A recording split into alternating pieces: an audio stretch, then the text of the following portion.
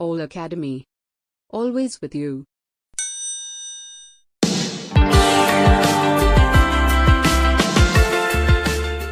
Hello my dear students, welcome to this online video lecture on fluid mechanics. So in the previous session, we have discussed the concepts, that is fundamental concepts on the fluid mechanics, and even we have solved the numericals on manometers, properties of fluid, then Pascal law and on hydrostatic law.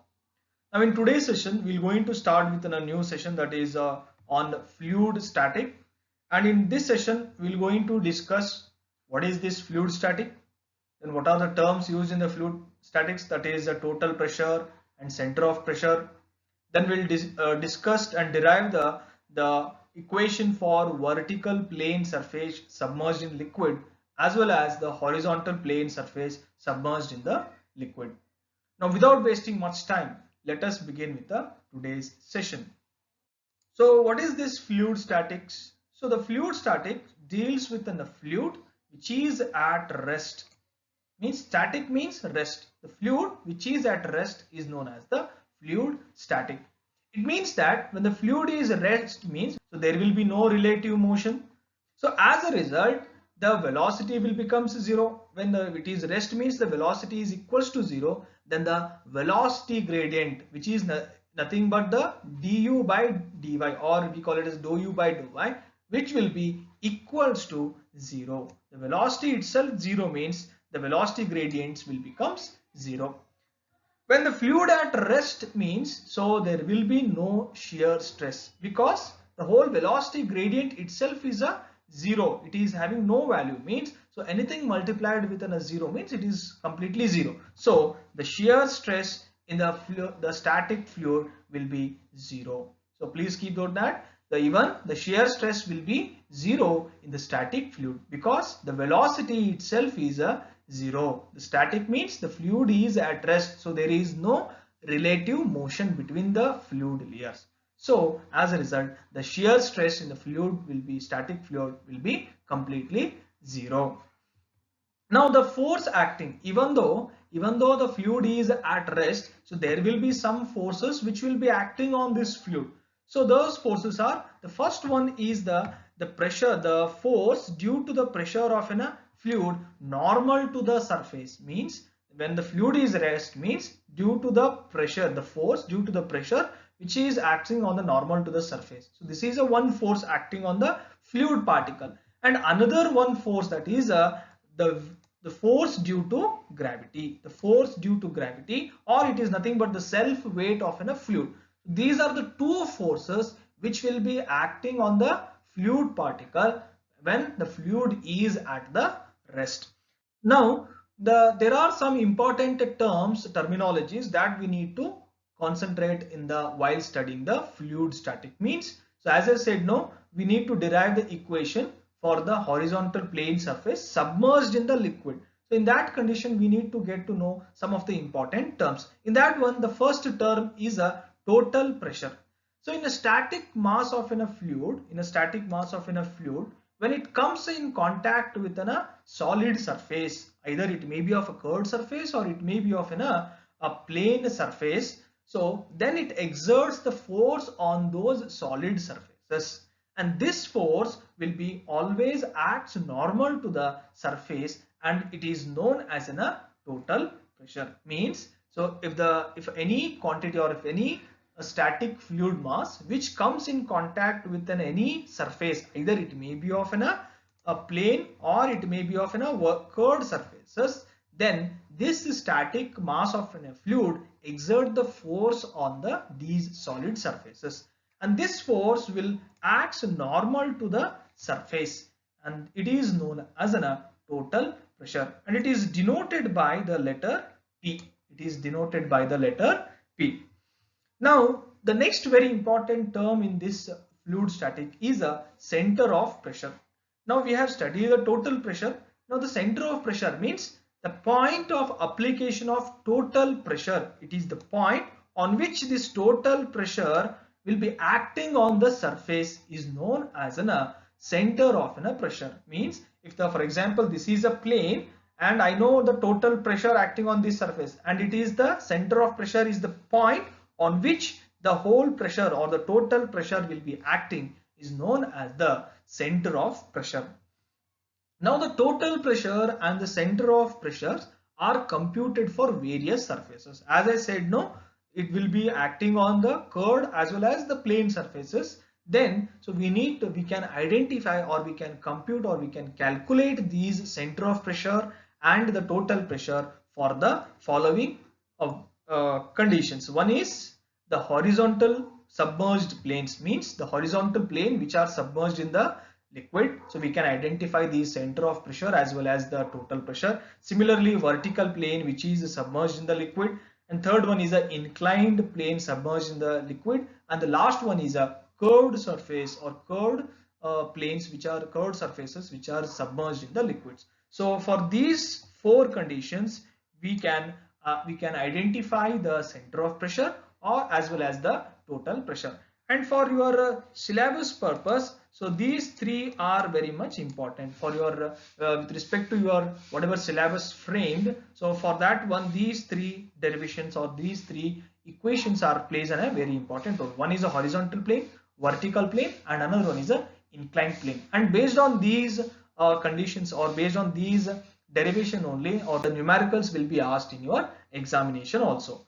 So let us start. Let us discuss these planes, and let us identify the center of pressure as well as the total pressure on the different planes. Now the first one we are taking with the vertical plane surface submerged in the liquid. Let us consider a plain vertical arbitrary shape immersed in a liquid as shown in this figure. Now this is a reference figure for this one, and this whole whatever you are observing, this is a vertical plane surface and which is immersed in the liquid at a depth of some height. Okay. Now you may have confusion that there is a small strip shown. So you may think that this is a horizontally inclined. So there is it is a horizontal surface. No. So it is considered in this figure. This is a plane surface which is this is a top surface of a liquid. It is immersed like this. Okay. And in that whatever the small strip you are identifying, it is an elemental strip that we have considered from this plane surface. This is a vertically inclined. If it was a horizontal, means it would be like this. It is like this. This is upper layer is a fluid and this is a horizontal plane surface. Now it is like this. So it is a vertical plane surface immersed in the liquid now. So whatever the small strip you are cutting, that is a elemental strip, that is we have considered for our the coming derivation, that is considered in the next steps. Okay. Now let A be the total area of this surface. Let A be the total area of this surface, and H bar is the distance. H bar is the distance from the center of gravity to free surface of a liquid. So here you can see this one. This H bar, it is a distance from the free surface of a liquid to this center of gravity. And G is the point of center of gravity. G is the point of center of gravity, and P is the point of pressure. It is a center of pressure. So P is the point of center of pressure, and H star, that is very important. H star is a distance from the free surface of a liquid to the center pressure of a surface. So now we have identified some few terms. One is G, P, H bar and H star. So you have to remember these things. So H bar is the distance between free surface of a liquid to center of gravity, and H star is the distance between the free surface of a liquid to the center of pressure. Now consider elemental strip DH and width B at a depth of H from the free surface of a liquid as shown in this figure. Now this is a small elemental strip. So here I'm highlighting this one. So this is a elemental strip of thickness DH. Okay, and it is having a width of B. It is having a width of B, and it is at a depth from the free surface, that is H. It is at the depth of H from the free surface of a liquid. Now the pressure will be acting, means since it is under the water, means it is submerged in the water, means there will be some pressure acting on this elemental strip. So that pressure intensity is given by P is equals to rho GH. So what is this P? P is a pressure intensity, rho is a density of a liquid, G is a gravitational constant, and H is the height from which the elemental strip is there from the free surface. Now the area of a strip, so area of strip can be calculated, that is length into breadth or length into width. So it is nothing but B into H. So it is the area of an elemental strip is equals to B into DH. Now the force, now when the pressure is there, when the area is there, means I can relate with a force. Now the force acting on this elemental strip, that is DF, it is denoted by DF, it is equals to pressure into area. So it is equals to pressure into area. The force will be equals to pressure into area. Already I have the value of pressure, I have the value of area. So if I multiply that one, so I will get it. So that is the force acting on this elemental area will be equals to rho GH into B into DH, where B into DH is an area, rho GH is a pressure force. So this is a total force acting on this elemental strip. Now the total pressure force on the whole surface, now whatever we have identified this one, it is acting on this plane element. Now the total pressure, the total whole pressure is equals to the F, that is F integration of dF, that will be equals to integration of dF, that is nothing but integration of this equation. So integration of this equation, that is rho G H into B into DH. Now I have taken the constant terms outside, that is rho G I have taken out, the left out term will be B H into DH. Now the final equation left out is since I can replace this B into H, so this B into H is nothing but the area, that is dA. So I will consider as a rho G integration of H into dA. Okay, this is a left out equation, that is rho G will be equals to integration of H into dA. So this is a left out equation. Now this dA is obtained from B into DH, that is the area of a strip. H is a height from which the strip it is from the free surface of a liquid. Now the momentum of a surface area about the center, about the free surface of a liquid is equals to, or it can be equals to, the area of a surface into the distance of center of gravity from the free surface of a liquid. Okay, so what is the momentum of area of about the free surface? That will be equals to area of a surface into the distance of a center of gravity from the free surface. Now what is that distance? It is a h bar. So already you can see this. This is a distance from the center of gravity, that is a h bar. Here you can see this on h bar. So A, that is the F will be equals to rho G into A into h bar. So the final equation, this is the rho GH, already we have no common terms. So the final force equation will be equals to, now the force will be equals to rho G into A into h bar, that is the density into gravitational constant into surface area of a plane into the distance of from the free surface of a liquid to center of gravity. So that is a force acting on this whole surface. Now we have identified the force. Now let us identify what is the, or where will be the center of pressure acting on this plane surface. Now the center of pressure is calculated by using a principle of momentum. By using a principle of momentum, we can calculate this H star value. I can calculate this H star value. Now the resultant force acting at P at a distance H star from the free surface is shown in figure. So I have already shown the H star which is acting. So this is a force acting from the center of pressure. Here you can see this one. The F will be acting at the P point, that is the center of pressure, from the distance of H star. So H star also I have highlighted here. Now the momentum of the force dF, that is dF acting on the elemental strip about the free surface of a liquid is given by, that is dF into H. What is dF? It is a force that will be acting on this surface, and H is a elemental, the surface distance from the free surface of a liquid. Now already I have the dF, that is dF is equals to rho GH into B into DH. So this is already calculated in the previous step, into H. Now the sum of all the such forces about the free surface, now the whatever forces acting on this from this pressure point, So it will be from the free surface of a liquid will be equals to integration of this equation, integration of this equation. So that will be equals to rho gh into b into dh into h. So rho g I have taken it outside since they are constants. So the left out terms are b into h into h into dh.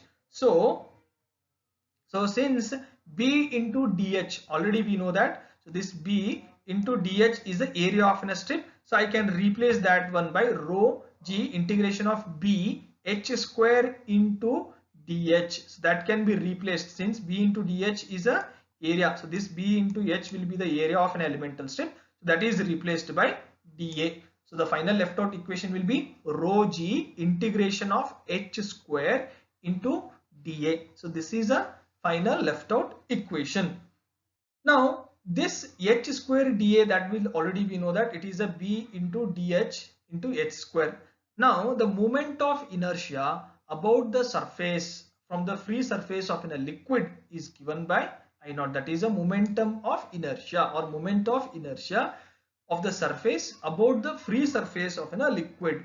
Now the sum of momentum forces, that is rho, will be equals to, that is this is a sum of moment about the free surface is equals to rho into g into I naught, rho into g into I naught.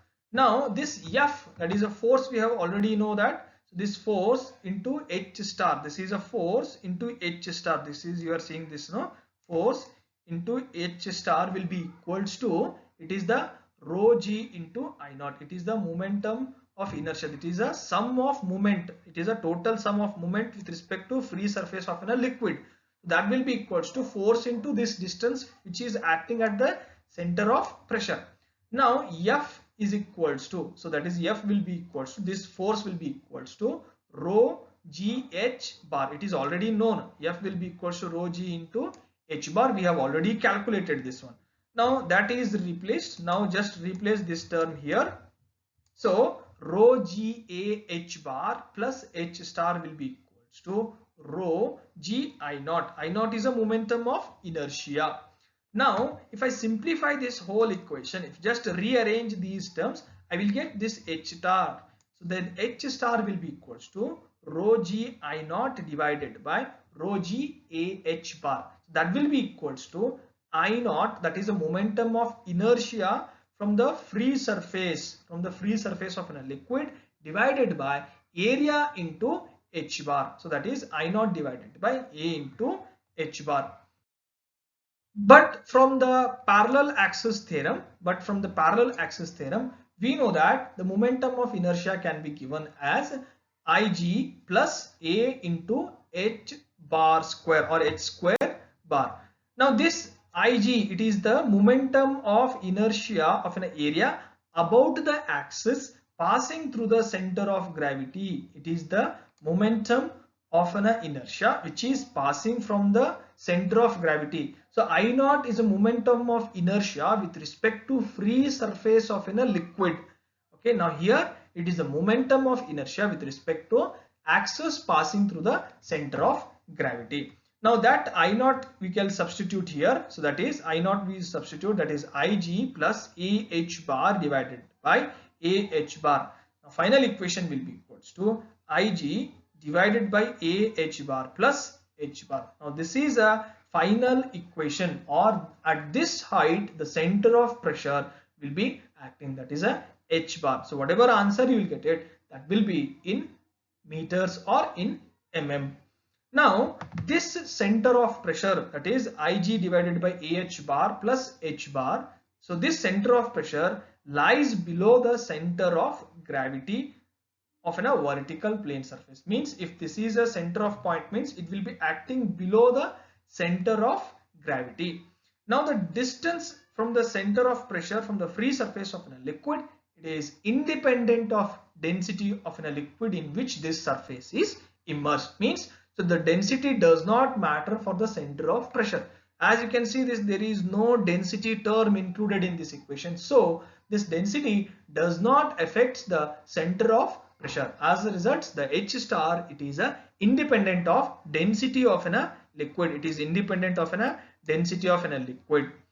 This is the final equation that we need to derive if the question is asked on the vertical plane surface, that is force equation, then the H star equation, that is the height of the H star, that is H star, and this H star will be in meters. So hope you have followed all the steps. And one kind request to all the students, please take a pen and paper while I am deriving the derivations, not only this one, whatever in coming sessions are there, so that you can note down the steps and explanation what I will make for that particular steps, so that it will be very much easy for you to remember while solving or while you are practicing the same derivation. So now this is a equation, that is H star equation for the final vertical plane surface submerged in the liquid. Now let us look into the horizontal plane surface which is immersed in the liquid. Now for a horizontal plane surface which is immersed in the liquid, so in that one already I have said vertical means it will be like this. So horizontal means the plane surface will be like this. This is a liquid, the static liquid, and this is the plane surface.